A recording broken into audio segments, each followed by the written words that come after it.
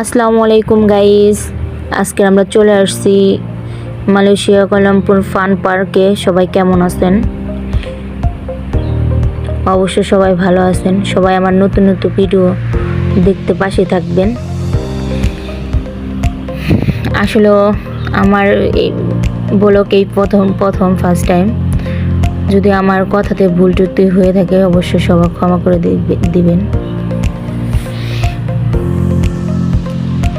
এখন আমরা fun park কিছু খাওয়া দাওয়া করে নিলাম।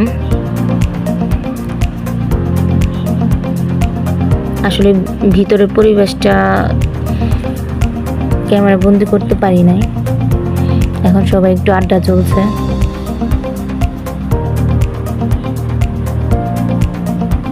এখন আমরা চলে যাচ্ছি বাসার উদ্দেশ্যে।